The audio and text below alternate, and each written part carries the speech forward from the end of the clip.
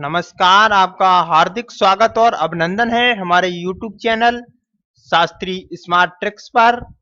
मित्रों, आज हम इलेक्ट्रॉनिक मैकेनिक जो कि DET TT2 S2 electronics mechanic का पेपर जो कि आपका मार्च 2018 में ऑनलाइन कंडक्ट हुआ था, इसका आपको सॉल्यूशन विद आंसर की के साथ बताएंगे। तो चलिए वीडियो की शुरुआत करते हैं। आपको पहला ही क्वेश्चन दिया गया है, electrical braking preferred in industries is, उद्योगों में प्राथमिकता दी जाने वाली इलेक्ट्रिक ब्रेकिंग है। ऑप्शन ए दिया है नन ऑफ दीज, इनमें से कोई भी नहीं। आपका प्लगिंग, सी दिया है जनरेटिंग ब्रेकिंग और डायनामिक ब्रेकिंग। तो आपका करेक्ट आंसर होगा इस क्वेश्चन का ऑप्शन नंबर 3। इसका आपका आंसर होगा कि रीजनरेटिव टाइप का वर्क ब्रेकिंग, यानी कि जो उद्योगों में आपका रीजनरेटिव टाइप की ब्रेकिंग यूज की जाती। नेक्स्ट क्वेश्चन दिया गया है आपको कि इन द हैंड ऑफ में आपका हैंड ऑफ में the process of transmitting. Next question है आपका इन हैंड ऑफ में process of transferring the calls to the new base station, call को नए बेस स्टेशन से स्थानांतरित करने की प्रक्रिया। New channel allocation is done, नया चैनल आवंटित किया गया है। ट्रांसफर्स द कॉल स्थानांतरित करना। और डी दिया है ऑल ऑफ दी। तो करेक्ट आंसर होगा आपका ऑप्शन नंबर डी, क्योंकि जब आप हैंड ऑफ तब हो जाएगा जब आप कॉल को नए बेस स्थान पे करें, तब भी हैंड ऑफ होगा, और नया चैनल आवंटित कर रहे हैं तो भी, और कॉल ट्रांसफर कर रहे हैं तो भी आपका हैंड ऑफ हो जाएगा। तो करेक्ट आंसर होगा आपके ये सभी विकल्प। क्वेश्चन नंबर आपका 3 दिया गया है कि following is used an output device on ladder diagram, ladder diagram में निम्नलिखित में से किसका आउटपुट डिवाइस के रूप में प्रयोग किया जाता है। ऑप्शन नंबर ए दिया गया है आपका प्रॉक्सिमिटी सेंसर, बी दिया है आपका डिटेंट स्विच, ऑप्शन नंबर 3 दिया है all of these, option number 4 दिया है रिले। तो करेक्ट आंसर होगा आपका option number 4 relay.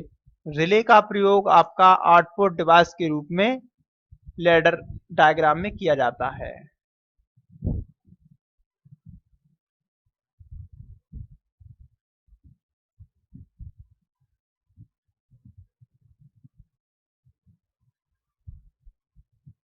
Next question दिया गया है आपको कि in PLC mounting rack is used for mounting, PLC mounting rack का उपयोग माउंट करने के लिए किया जाता है। इनपुट आउटपुट मॉड्यूल को, प्रोसेसर को, ऑल ऑफ दीज या कम्युनिकेशन मॉड्यूल को, इन सभी को, यानी कि जो आपका क्वेश्चन कह रहा है कि पीएलसी में माउंटिंग करने के लिए जो रैक है वो क्यों माउंटिंग की जाती है, वो इनपुट आउटपुट मॉड्यूल और प्रोसेसर और जो कम्युनिकेशन मॉड्यूल है, इन सभी को माउंट करने के लिए किया जाता है।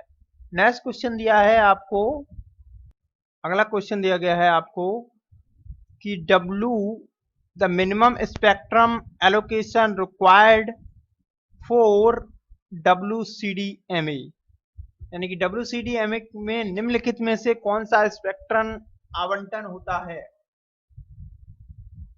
2 मेगाहर्ट्ज, ऑप्शन नंबर बी दिया गया है आपको 100 megahertz, 100 kilohertz, option number C दिया है आपको 3 दिया है 5 मेगाहर्ट्ज, और डी दिया है 500 मेगाहर्ट्ज। तो इसमें आपका 5 मेगाहर्ट्ज का होता है। Correct answer will be option number 3। Next question दिया है the shape of the cellular region for maximum radio coverage is, अधिकतम रेडियो कवरेज के लिए सेलुलर क्षेत्र की आकृति है हेक्सोन, सर्कुलर, ओवल या स्क्वायर। तो आपका हेक्सोन यानी षटकोण टाइप का जो है वो बहुत ही अच्छी सेलुलर के लिए अधिकतम रेंज में आपका कवरेज करने के लिए षटकोण टाइप की आकृति को अधिकतम यूज किया जाता है। नेक्स्ट क्वेश्चन दिया है कि the process of transferring a mobile station from one base station to another is, mobile station को एक बेस स्टेशन से दूसरे स्थान पर ट्रांसफर करने की प्रक्रिया है MSC, forward channel, roamer, hand off. यानी कि हैंड ऑफ आपका करेक्ट आंसर होगा हैंड ऑफ। हैंड ऑफ में एक स्टेशन से दूसरे बेस स्टेशन पर स्थानांतरित करने की प्रक्रिया को हैंड ऑफ कहा जाता है। नेक्स्ट क्वेश्चन दिया गया है आपको कि types of the electric drive use in cranes. Cranes में किस प्रकार की विद्युत ड्राइव का यूज किया जाता है। बहुत ही अच्छा क्वेश्चन है आपका। इंडिविजुअल टाइप का या ग्रुप टाइप का या मल्टी मोटर टाइप का या दोनों का, पहले या तीसरे का, यानी कि इंडिविजुअल और ग्रुप टाइप का। तो क्रेन में आपका मल्टी मोटर टाइप ड्राइव का प्रयोग किया जाता है। Next question is rotating magnetic field is produced in a. घूर्णन चुंबकीय क्षेत्र में उत्पन्न होता है 3 फेज इंडक्शन मोटर में, डीसी सीरीज मोटर में, एसी सीरीज मोटर में या सिंगल फेज इंडक्शन मोटर में। आपका जो रोटेटिंग मैग्नेटिक फील्ड है वो आपका 3 फेज इंडक्शन मोटर में उत्पन्न होता है। Correct answer will be option number 1। Next question दिया है कि the starting Turkey single phase induction motor is. तो ये तो क्वेश्चन बहुत ही इंपॉर्टेंट और बहुत ही इजी टाइप का है। सिंगल फेज इंडक्शन मोटर का जो स्टार्टिंग टॉर्क होता है वो 0 होता है। तो आपका क्वेश्चन नंबर 10 का आंसर हो जाएगा ऑप्शन नंबर 1। नेक्स्ट क्वेश्चन दिया है आपका कि the lubricator in pneumatic circuit is the. एक न्यूमेटिक सर्किट में स्नेहक का कार्य कौन करता है। Last element in line, line में अंतिम तत्व, second element in line, line में दूसरा तत्व, first element in line, line में पहला तत्व, third element in line, line का तीसरा तत्व। तो आपका लास्ट एलिमेंट जो लाइन का होता है वो आपका एक न्यूमेट्रिक में स्नेहक यानी लुब्रिकेंट का कार्य करता है। तो करेक्ट आंसर होगा आपका ऑप्शन नंबर पहला, जो कि लाइन के अंतिम में तत्व है। नेक्स्ट क्वेश्चन दिया है कि in pneumatic system and gate is also known as. बहुत ही अच्छा क्वेश्चन आपको कोई पूछा गया था। तो न्यूमेटिक प्रणाली में एंड गेट को के नाम से भी जाना जाता है। नन ऑफ दी, इनमें से कोई नहीं। चौक वाल्व, डुअल वाल्व या अब शटल वाल्व। तो करेक्ट आंसर होगा आपका ऑप्शन नंबर 4, जो कि डुअल प्रेशर वाल्व, दोहरी दाब वाल्व, इस नाम से भी आपके एंड गेट को जाना जाता है। बढ़ते हैं अगले क्वेश्चन की तरफ। नेक्स्ट क्वेश्चन दिया है आपको, if in induction machine is run at above synchronous speed it act as. यदि इंडक्शन में मशीन सिंक्रोनस गति पर चल रही है तो यह के रूप में कार्य कर रही है। An induction motor, an induction generator, none of these is synchronous motor. तो ये आपका अगर इस तरह से चल रही है तो एन इंडक्शन जनरेटर की भांति कार्य करती है। करेक्ट आंसर होगा आपका ऑप्शन नंबर 2। नेक्स्ट क्वेश्चन दिया है the capital of convention relay system for complex operation is that of the PLC. जटिल ऑपरेशन के लिए सम्मेलन रिले सिस्टम की क्षमता पीएलसी की है। अनप्रेडिकेटेबल एज, अप्रत्याशित रूप से, एज गुड एज, इतनी अच्छी की, पुअर देन या एक्सेलेंट। तो correct answer will be option number 3 होगा आपका पुअर देन। यानी कि the capacity of the convention relay system of the complex operation is poor then that of the PLC, PLC से कम होती है। और आपका अगला क्वेश्चन दिया गया है कि slip of an induction motor increase with. एक इंडक्शन मोटर की स्लिप के साथ बढ़ जाती है। Decrease in current and increasing to in torque, धारा में कमी और टॉर्क में वृद्धि हो जाने पर। Decrease in current and torque, धारा और टॉर्क में कमी आने पर। Increase in current and decrease in torque, धारा में वृद्धि और टॉर्क में कमी आने पर। Increase in current and torque, धारा और टॉर्क में वृद्धि होने पर। तो आपका correct answer will be option number increase in current and torque. तो आपका correct answer will be option number D होगा। धारा और टॉर्क में जब वृद्धि होगी तो आपका जो इंडक्शन मोटर की स्लिप है वो बढ़ जाएगी। नेक्स्ट क्वेश्चन दिया है, बहुत ही इजी टाइप का क्वेश्चन है। Carrier frequency of TV remote control in the range of infrared. तो लाल रंग की इंफ्रारेड होती है, तो इसका बहुत ही इंपॉर्टेंट क्वेश्चन था और बहुत ही आपका इजी टाइप का भी है। टीवी रिमोट में आपका इंफ्रारेड जो रिमोट होता है उसमें कैरियर फ्रिक्वेंसी होती है वो इंफ्रारेड की रेड कलर की होती है। चलते हैं अगले प्रश्न की तरफ। अगला प्रश्न दिया है static convergence is done of the screen. स्थैतिक अभिसरण स्क्रीन को का किया जाता है सेंटर पर, एड किनारे पर, राइट पर या लेफ्ट पर। तो correct answer will be option number 1 centre पर। नेक्स्ट क्वेश्चन दिया है आपको if the value of error increase the changing speed of control output.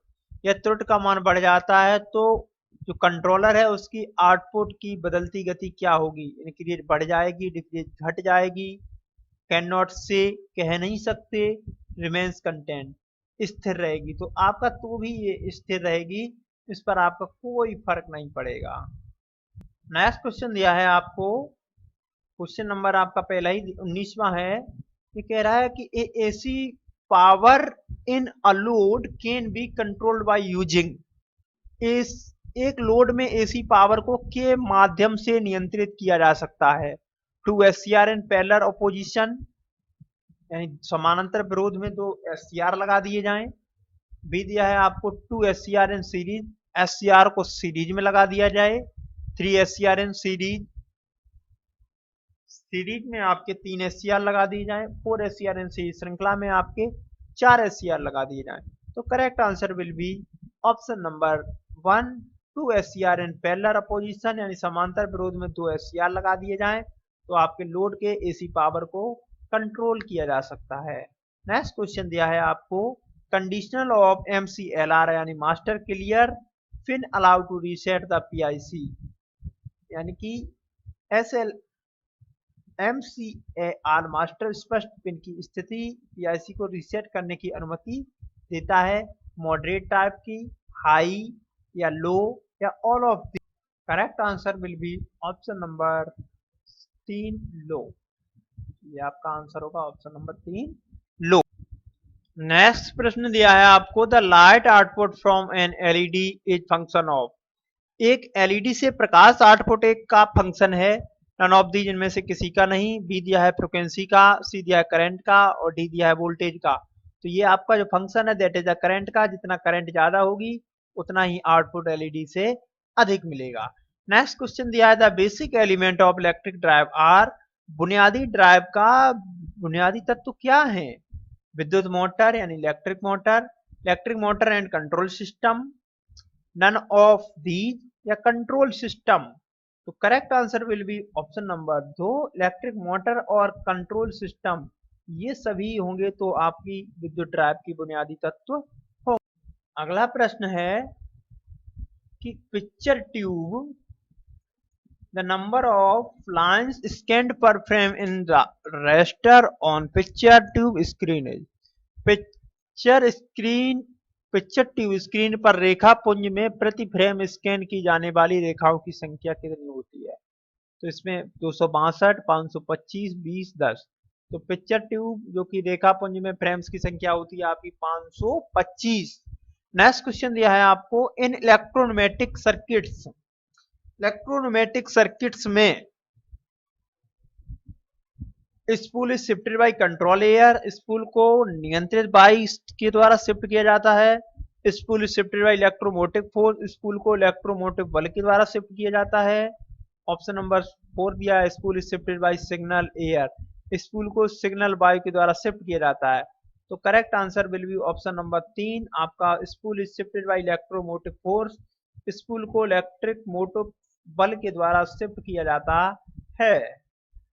प्रश्न नंबर अगला दिया है आपको the phase difference between two winding of AC सर्वोमीटर। AC सर्वोमीटर है उसके 2 वाइंडिंगों के बीच में कितना फेज डिफरेंस होता है? तो ये आपका फेज अंतर है जो 90 डिग्री का होता है। तो यहाँ पे आपको देखो 900 लिखा है लेकिन 900 नहीं होगा, यहाँ पर 90 डिग्री होगा। Correct answer will be option number 3।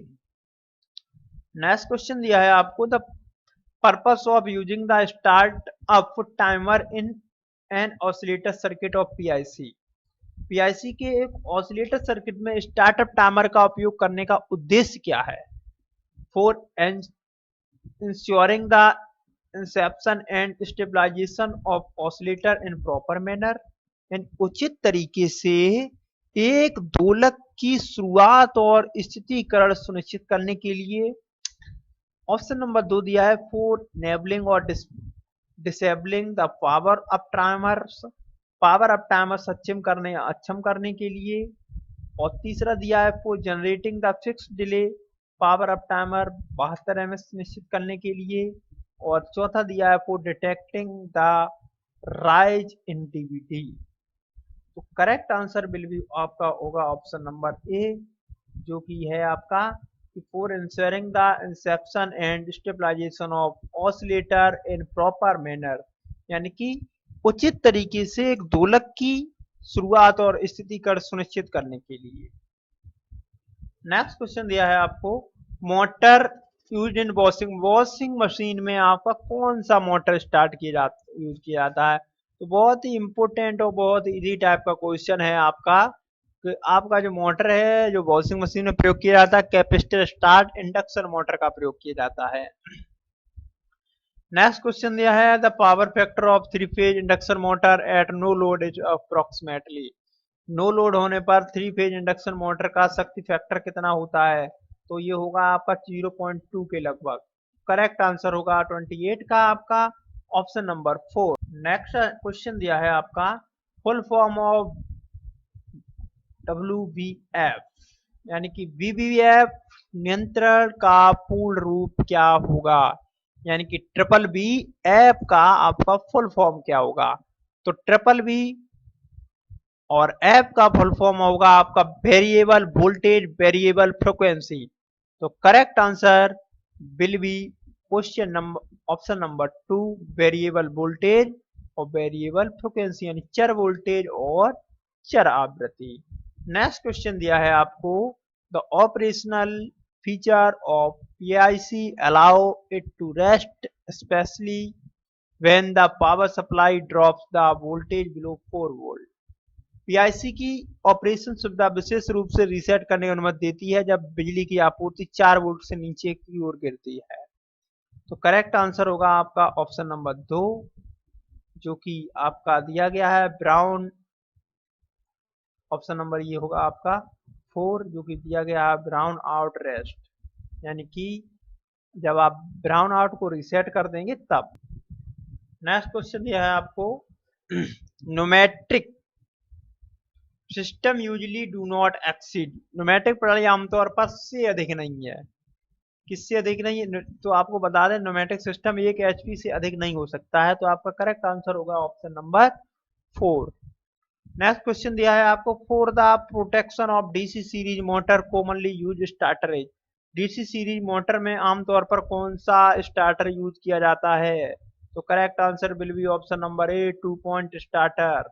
जो आपका DC सीरीज मोटर है उसमें आपका 2 पॉइंट स्टार्टर यूज किया जाता है। नेक्स्ट क्वेश्चन दिया है आपको कि the following can not be N input that is given to the PLC। निम्नलिखित में से ऐसा इनपुट नहीं हो सकता जो PLC को दिया जाता है। आपका पहले ही दिया है नन ऑफ दी, इनमें से कोई नहीं। दूसरा दिया है आपका सेंसर, तीसरा रिले और मैनुअल स्विच। तो इनमें से ऐसा कोई भी आउटपुट नहीं है जो कि PLC को दिया जाता है। Correct answer will be option number पहला। नेक्स्ट क्वेश्चन दिया है the following is the types of LED driver. निम्नलिखित में से कौन सा एक LED ड्राइवर का प्रकार है। पहला ही दिया है नन ऑफ दी, इनमें से कोई नहीं। दूसरा दिया है कांस्टेंट पावर LED ड्राइवर, स्थिर power LED driver, constant charge LED driver, स्थिर चार्ज, कांस्टेंट वोल्टेज यानी स्थिर वोल्टेज LED ड्राइवर। तो correct answer will be option number 4 constant voltage LED driver. तो नेक्स्ट क्वेश्चन दिया है दोस्तों आपको as compared to an induction motor the air gap in a DC motor is. एक प्रेरण मोटर की तुलना में एक DC मोटर में हवा का अंतर है। तो ये आपका मोर अधिक है या बिटवीन 50% से 90% तक, सेम है या लेस देन 50%। तो correct answer will be option number 2, जो कि 50% से 90% के बीच में होता है। नेक्स्ट क्वेश्चन दिया गया है आपको कि a single phase induction motor, एक एकल फेज जो इंडक्शन मोटर है वो किस प्रकार है। नन ऑफ द इनमें से कोई नहीं। ऑपरेट एट फिक्स स्पीड, निश्चित गति पर संचालित होती है। सेल्फ स्टार्टिंग है, या थ्री फेज सिंक्रोनस मोटर से कम विश्वसनीय है। तो correct answer will be option number D, जो कि इनके में से कोई भी नहीं, सिंगल फेज इंडक्शन मोटर के बारे में इसके में से कोई भी फीचर नहीं है। चलिए मित्रों बढ़ते हैं अगले क्वेश्चन की तरफ। क्वेश्चन नंबर 37 है ये डीसी सर्वो मोटर, एक डीसी सर्वो मोटर है, use as a tachometer for speed feedback, गति फीडबैक के लिए एक टैकोमीटर का प्रयोग करता है। Use a variable DC voltage for speed control, गति को कंट्रोल करने के लिए चर डीसी वोल्टेज का उपयोग करना है। ऑप्शन नंबर 3 दिया है आपका can provide precise position control, सटीक स्थिति नियंत्रण प्रदान कर सकते हैं। और all of these, correct answer होगा आपका ऑप्शन नंबर डी, क्योंकि सर्वो मोटर में जो आपको 3 ऊपर के गुण दिए गए हैं ये सभी अवेलेबल होते हैं। नेक्स्ट क्वेश्चन दिया है आपको 38, one of the basic requirement of servo motor is that it must produce high torque at all. एक सर्वो मोटर की बुनियादी अवस्थाओं में से एक यह है कि इसे बिल्कुल उच्च टॉर्क का उत्पादन करना चाहिए। स्पीड, फ्रीक्वेंसी, लोड्स या वोल्टेज। तो correct answer will be option number D, at all speed, सभी गतियों पर आपका हाई टॉर्क प्राप्त होता है।